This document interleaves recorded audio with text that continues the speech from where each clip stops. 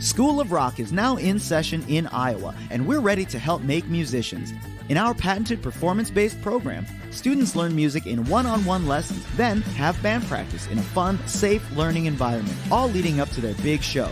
Guitar, bass, piano, drums, and vocals, our local professionals teach the skills you need to be a rock star. Come check us out and get a free lesson with no strings attached. Locations in West Des Moines and Marion. Visit schoolofrock.com to learn more and start your musical journey today.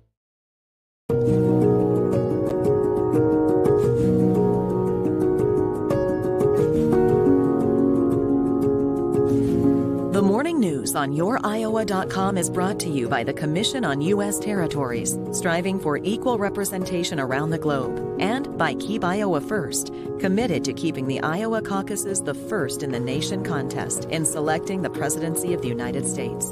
And now, here's your host, Brent Roske.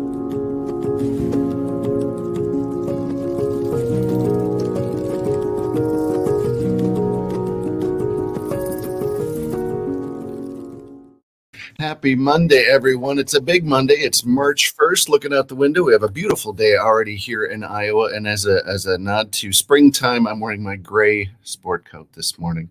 Our first guest this morning is going to be State Representative Ross Wilburn. There he is up on the screen with Vice President Harris. Mr. Wilburn was just elected to be the chair of the Iowa Democratic Party. Very happy to have him on the program. If you missed Friday's show, there's Gina Belafonte with her father, Harry Belafonte. Gina's been a friend for many years, was on the show Friday to talk about the state of race in America, the work that they do at sankofa.org. A fantastic interview. Thank you very much to Gina and Sankofa for being on the program. The day before that, Thursday, the United Nations literally had the representative from Guatemala live from Guatemala. There she is in action. Besem Obenson she's a real life superhero, folks. So if you missed that episode, that was Thursday. It's on the archive page at the website. Please check it out. And again, huge thanks to the United Nations for that. Our next guest from the United Nations, they're telling me, will be their representative to Syria. We'll be live from Syria. That'll be in a couple weeks to talk about the refugee crisis there. So tremendous thanks to the United Nations High Commission on Refugees. Muriel Bowser, sadly, just a few days ago, lost her older sister to COVID. Her older sister was 64 years old. Of course, Muriel Bowser is the mayor of DC, and she posted this tweet this morning that I think we could all pay heed to. Raise your words, not voice. It is rain that grows flowers, not thunder. Of course, that's the 12th century Persian poet Rumi. But our best thoughts are with Mayor Bowser in her time of loss. On Mr. Wilburn's Twitter feed this morning, I saw this, so I wanted to share it with you. Iowa City has posted this missing persons notice. Siraj White Wright was reported missing from his home. He is 21 years old, 6 feet tall, 115 pounds, wearing a blue V-neck sweater. If you have seen this individual here, state of Iowa, please reach out to local authorities so they can get him back in touch with those who love him. And without any further delay, there is Mr. Ross Wilburn. Thank you so much for being with us today, sir. Good morning, Brent. Good to be here. So you were just elected as the IDP chair. You are serving right now in the legislature as a state representative. What inspired you to run for the chair of the party? First, it is an absolute pleasure and honor to serve as the chair. It's a great party. There's a lot of wonderful grassroots activists out there and long-time Democrats.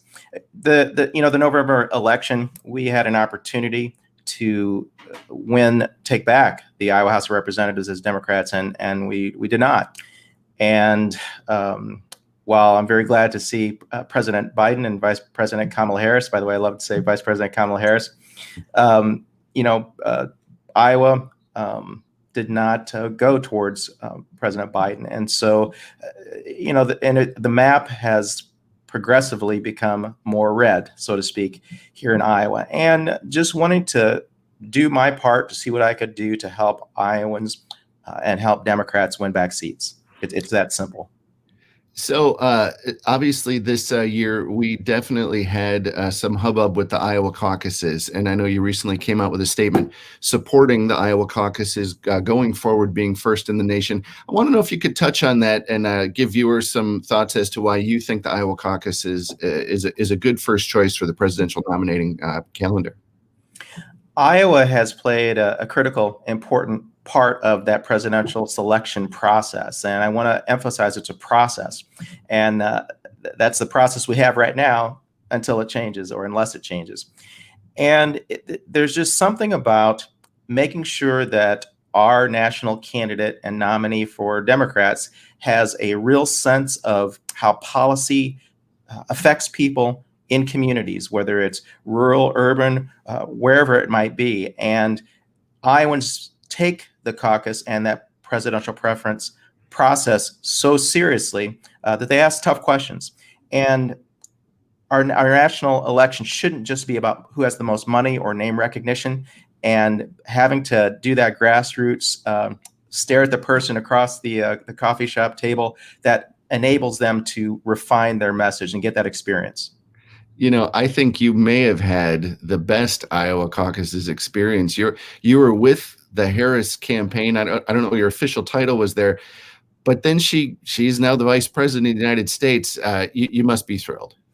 Absolutely thrilled, and I was a surrogate. I was not paid for by the campaign, but so many volunteers who were out there stomped for Senator Harris, now Vice President Harris, and she is the first person of color to actually it's the first Democratic candidate to serve as vice president. I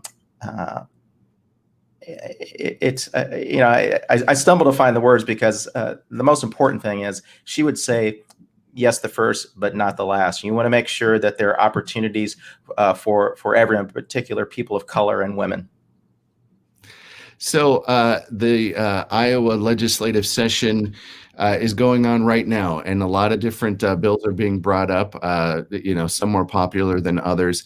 I just wanted to ask you, because you're former mayor, you ran for governor, you are now the chair of one of the two largest parties in the state. How do you feel the trajectory of Iowa is going? You mentioned that, Iowa Republicans right now have the governorship and state Senate and the state house. How do you feel like the trajectory of the state has gone over the last, say, 10, 20 years? The trajectory is spiraling away from communities. It's spiraling away from Iowans, and it's this session began not focusing on coronavirus recovery, not supporting families getting children back to school safely, not supporting small businesses, employers of 20 or less because of the coronavirus pandemic, negative effects. It started with two controversial partisan constitutional amendments in terms of them not talking about reasonable gun ownership or a woman's right to support and have her health care with the abortion amendment. And so we didn't deal with the issue that's right in front of us. And it continues on with making it harder to vote, Republicans making it hard to vote, Republicans not making it okay for children to go back to school safely, protecting school staff and teachers.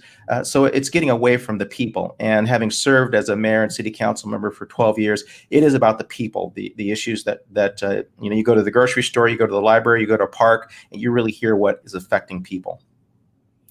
One of the campaign slogans that you've used is "Let's be Iowa." Would you be using that if you were going to be running this year, or would that be changing?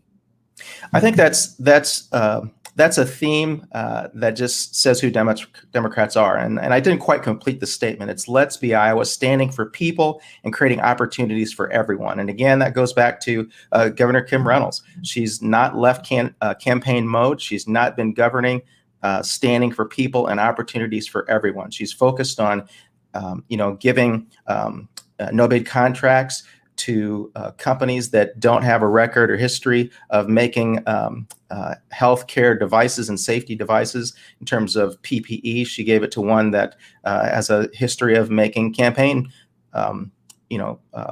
yard signs and that type of thing.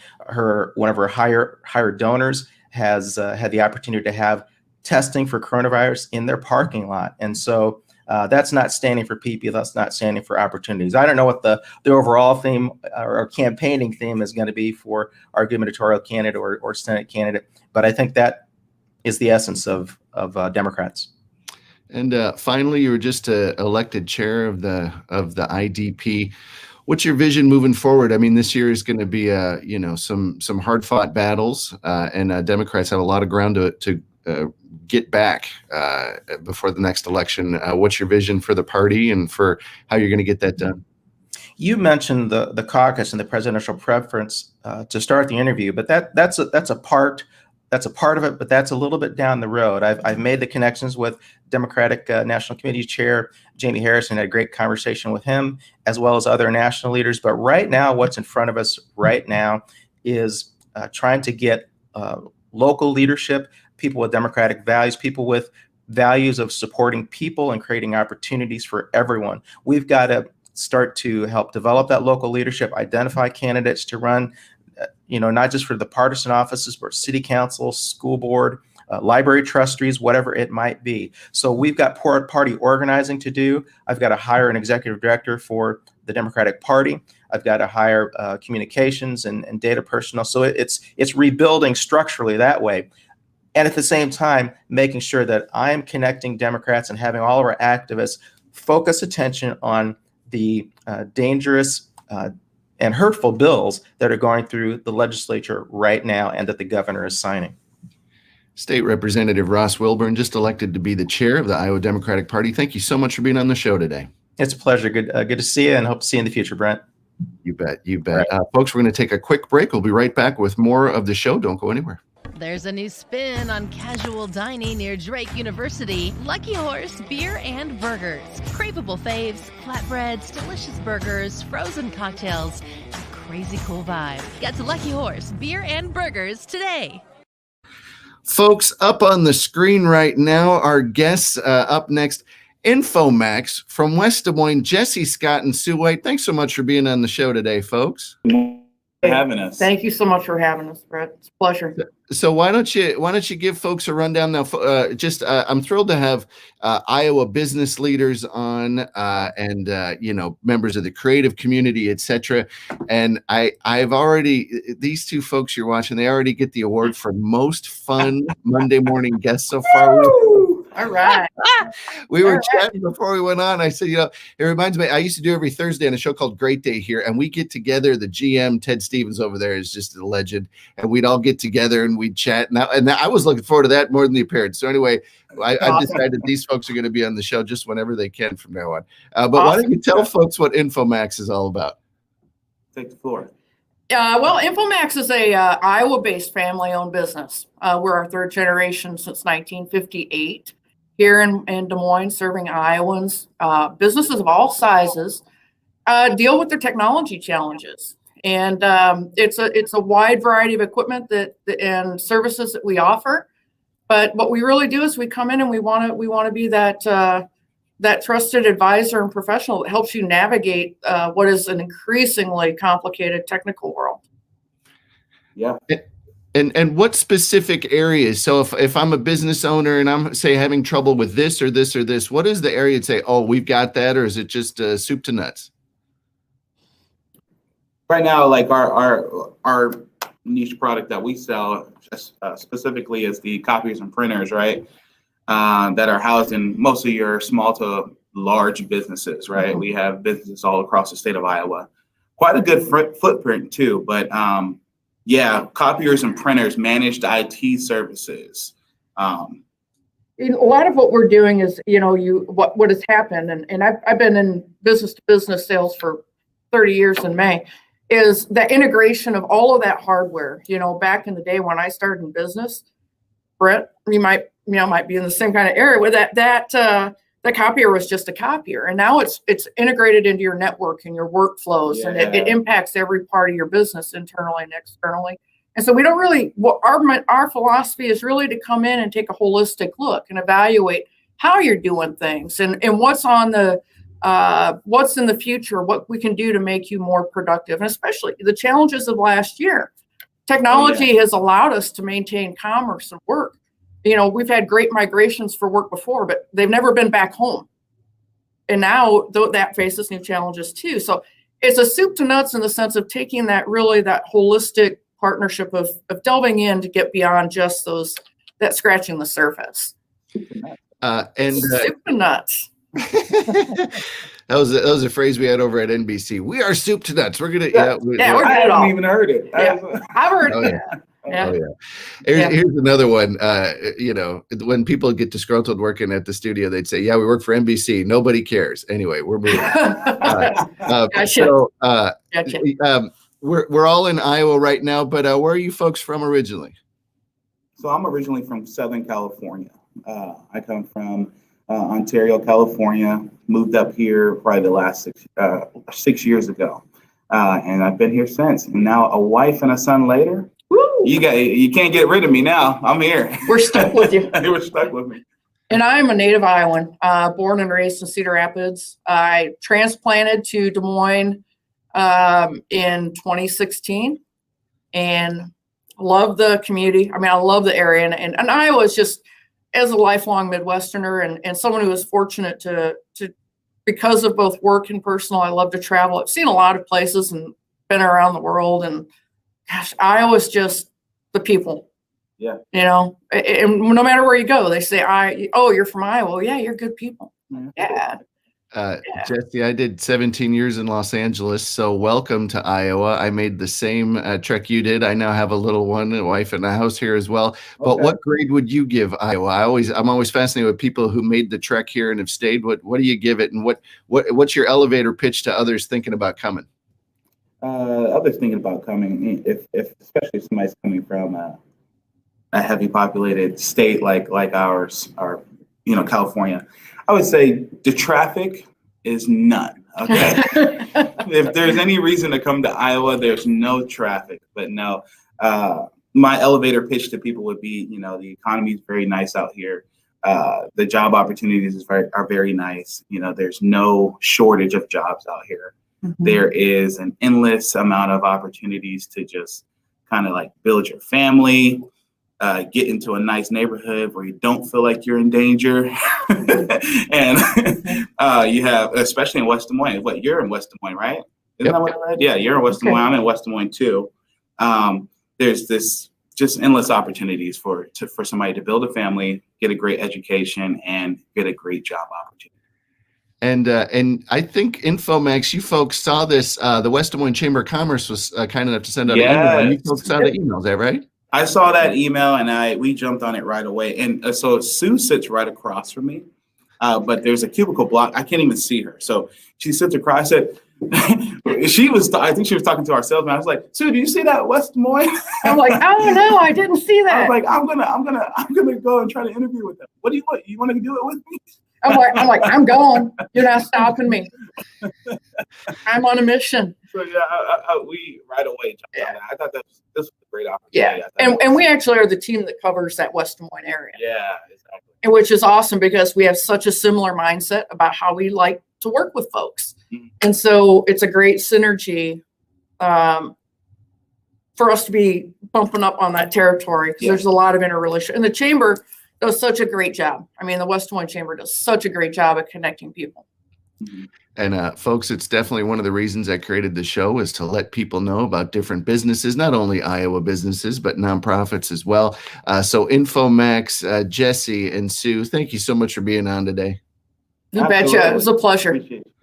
And folks, don't go anywhere. Up next, every Monday, she's here. We're so grateful to have former State Rep Karin Derry with us with her Capital Roundup. So here's a quick word from the United Nations, and we'll be right back with Miss Derry.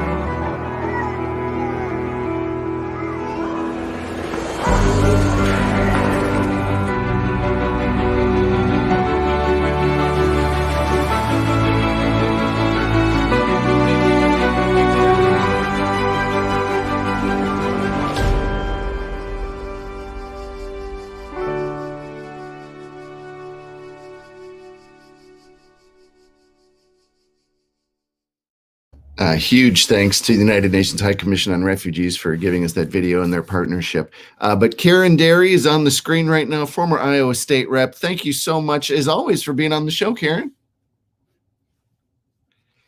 So lots of things going on at the Capitol. We obviously started the show with State Rep Ross Wilburn, and you have been on the show now a few times and been able to talk to us about some of the trajectory of some of these bills that are coming in and out. So where do we stand right now? Lots happening there this last couple of weeks. Yeah, a lot is happening. Last time I was on, we talked about redistricting. So a couple updates there. One is, you'll recall when we talked about, if the legislature rejects the first map, then it goes back to the LSA. I want to correct something. Last time I was on, I said then they have 45 days to redraw the map. It's 35 days. So that's a correction there. May all be moot because we've certainly recently learned from the Census Bureau that they're not going to get that data to states until September 30th. And that is 2 weeks after what the Iowa Constitution says is the deadline for the legislature getting the redistricting maps done. So we really don't know how this is going to work. Right now, leadership in the House and the Senate are saying they're working on it. Of course, the Supreme Court really can't weigh in yet. But it will be interesting to see how that develops and how that works out. Something we're going to want to keep an eye on. So looking at that through a political lens, one thing that's kind of interesting, especially, given that Ross was on the show, is, redistricting has such a big impact on these state legislative races. And it's going to make it difficult for deciding who's going to run for these races because, people aren't going to know until much later this year what our districts look like. For the upcoming state house races in 2022. So kind of interesting, something we're going to really want to keep an eye on to see if that develops. Districting is such a, if you don't pay attention to politics too much, districting is something that happens that has such an impact. I think it's as impactful as the actual elections, because what happens is there's a term called gerrymandering, and it's named after a salamander, and it looks like, because a lot of these districts looks like a little squiggly tail that goes through. I ran for Congress in California, and the district actually started across the street from me, which was unfortunate. It was across, but there was this little line. It was like 2 blocks wide, and then it went all the way up the coast and down to Redondo Beach. And it made no sense if you looked at it on a map. But what it was, the people that were elected, and in that district, it was Democrats, decided, there were more district on literally this side of the street than that side of the street, so they could draw that line. But our federal congressional districts here in the state of Iowa are a beautiful thing. If you look at the rectangle of Iowa, it's almost a perfect grid. And they just divided up the counties. And that's why, for instance, we've had such close federal elections here. But your district, Karin, in the race that you won in this last election where you did not win, close races though. And obviously just a few. I mean, your race was just a few hundred votes, wasn't it? Right. Both in 2018 and in 2020, it was about 1.5% difference in the total vote numbers. So, and redistricting is going to be very important especially for seats like this one, because this district is one of the largest House districts in the entire state. It's 3rd or 4th largest in the state. So districts like this one are going to be considerably smaller after redistricting happens, because one of the things that's written into Iowa law is that districts need to be as close to equal as possible in size. So it's going to make a significant difference. Wow, fascinating. So that's redistricting. One of the bills that, is now on the governor's desk is about voting rights. If you wanted to walk folks through what's going on there. You bet. So both the House and the Senate have passed a new election bill, completely along party lines. All Republicans voted for it, all Democrats voted against it. And it really is a thinly veiled voter suppression bill. There's truthfully no doubt about that. It does a number of things. It reduces early voting from 29 days to 20 days. And to just keep this in perspective, as recently as 2017 in Iowa, we had 40 days for early voting. So in 2017, once the Republicans got control of both chambers as well as governor's seat, they reduced it to 29. Now they're reducing it further to 30. They're going to change it so the polls close at 8 instead of at 9, only allowing one drop box per county. So, in a county like Polk County, which has 500,000 people in it, one drop box doesn't make a whole lot of sense. Creates felony charges for state auditors who, don't obey the authority. Shortens the length of time away from the election that you can request an absentee ballot from currently it's 10 days. They're going to lengthen that to 15 days. Auditors and Secretary of State can no longer automatically send out absentee ballot request forms. Ballots have to arrive by election day in order to be counted. And here I think is one of the most egregious parts of the bills. Only family members and caregivers can deliver a ballot for somebody. So if my neighbor who can't get out were to ask me, can you drop off my ballot for me? Then I wouldn't be able to do that because unless I were a caregiver for her. So, really, really making voting by mail hard. And so the next question, of course, is why are we doing this? And it doesn't make a whole lot of sense.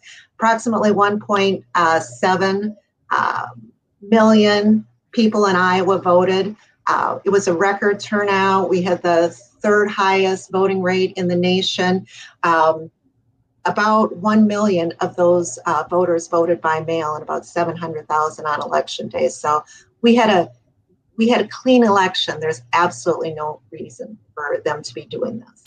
And, that's the interesting part. The Republicans are in control right now, and they won.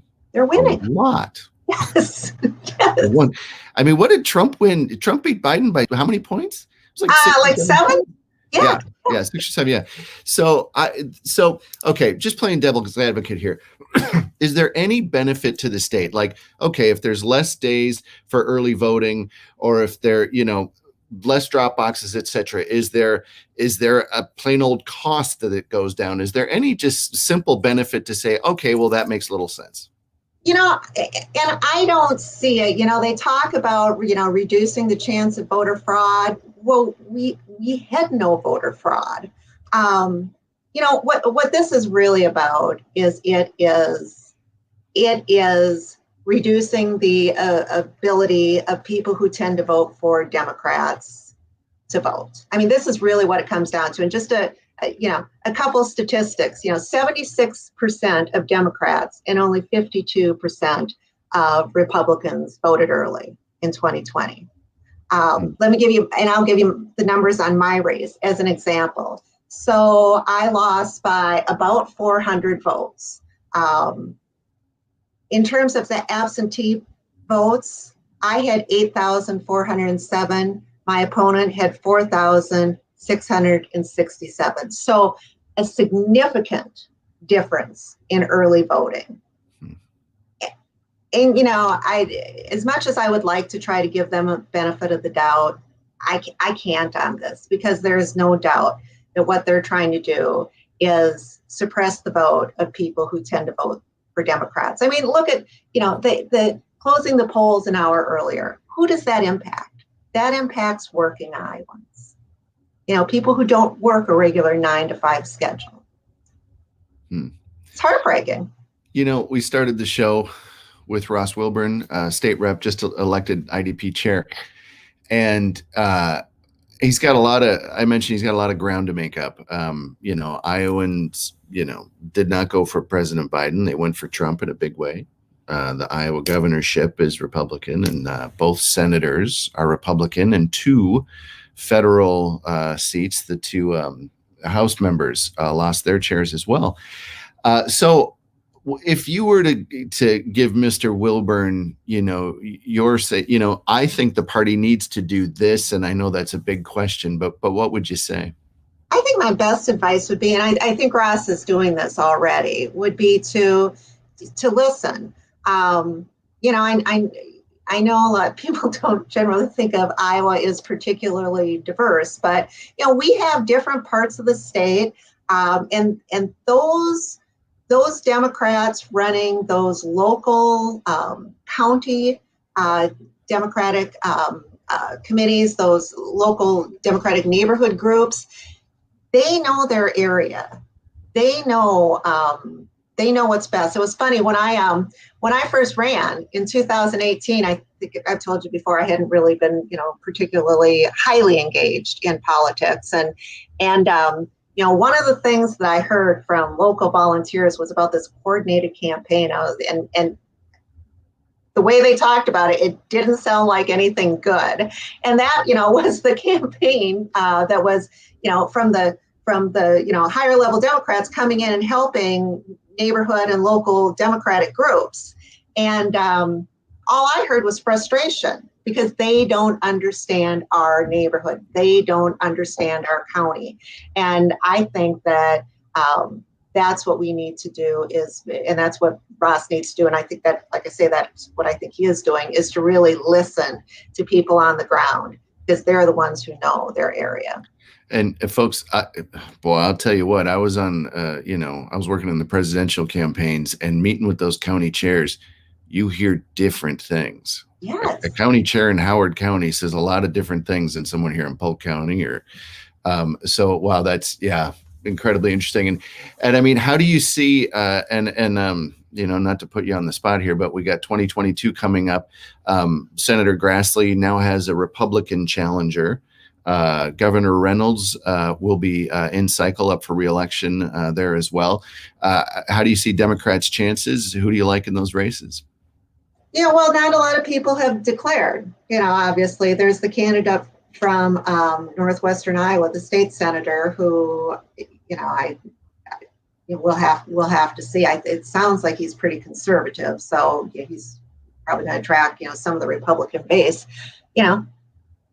I just saw Cindy Axney on the Insiders yesterday, and she's still leaving all three of her options open, whether it be running for her current congressional seat or the Senate seat or the governor's seat, and you're just, I'm just not hearing a lot about people who are definitely planning to get into this. So it's going to be interesting.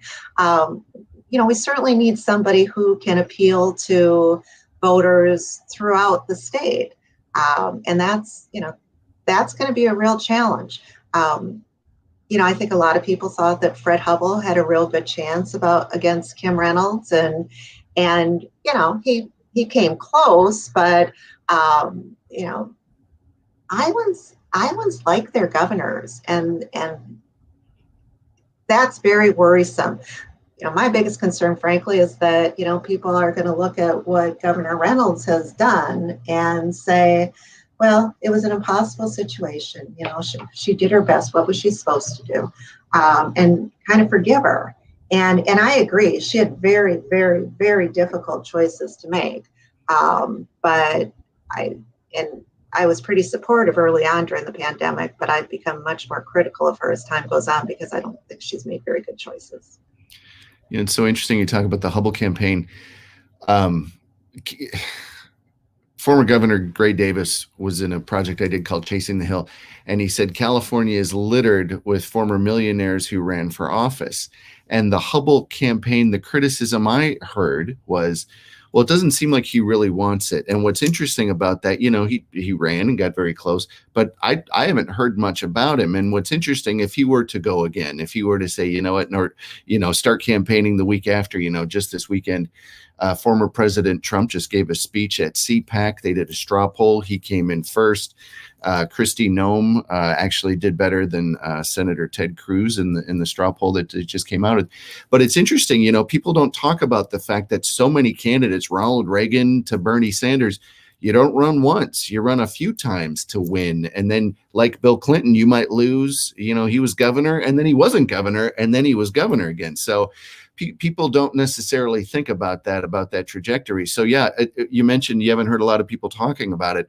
I really haven't either, as far as the Democrat Party, about who's going to stand up and run. And I think after this recent election, when you get Republican or Democrat in the presidency, usually the midterm, that party takes a beating. So Right. to run in 2022, that might be a tall order, because you're basically, the chances aren't as good as they were in this last election when Democrats didn't do well. Right. But, we'll see as well. We also have a state that's being run by Republicans right now.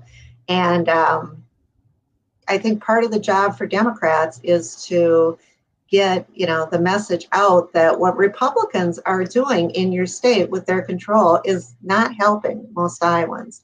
And this voter bill is a good example. The education bill that, we've talked about, the school choice, bill.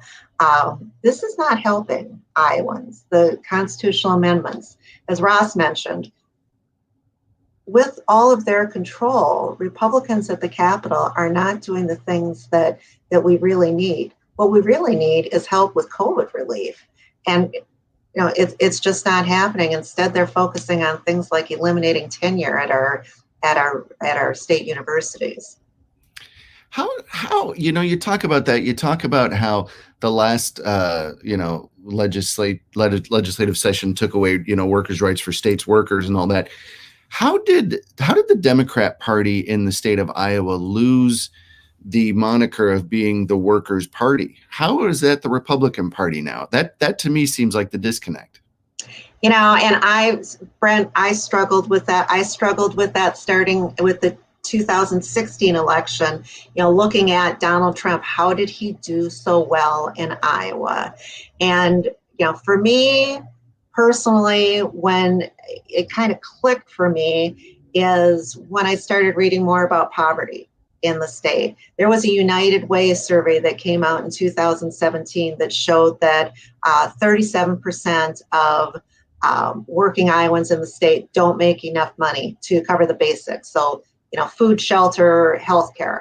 They weren't making enough money to be covering the basics. And I just thought to myself, oh, well, you don't know how we got Donald Trump as our president. You start leaving 37% of the people behind. That's how you get people like Donald Trump as your president. And I think that translates at the state level as well. People in this state are hurting. And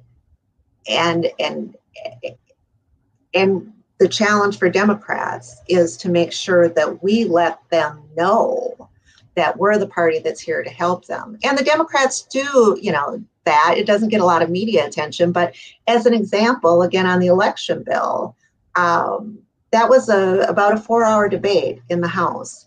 And Democrats, put forth an amendment that basically said, this is the way things would look if we were in charge. These are the kinds of things we'd be doing. It was things like automatic voter registration and lengthening the time to vote absentee.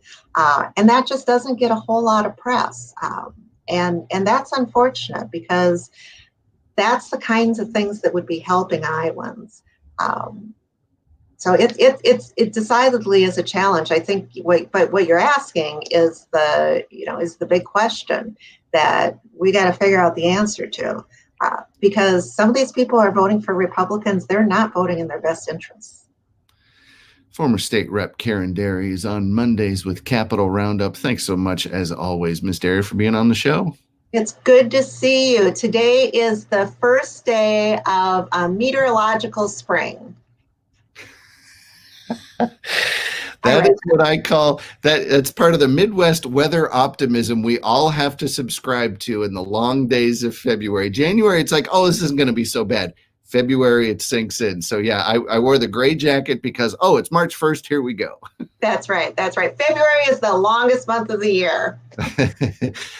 Folks, that is our show today. Tomorrow, we've got just more awesome guests. Thursday, we've got Iowa songwriter Eleanor Grace is going to be with us. Just past 500,000 streams out on Spotify. Want to support that and so much more. We'll see you right here this tomorrow morning, 7 a.m. Thanks so much.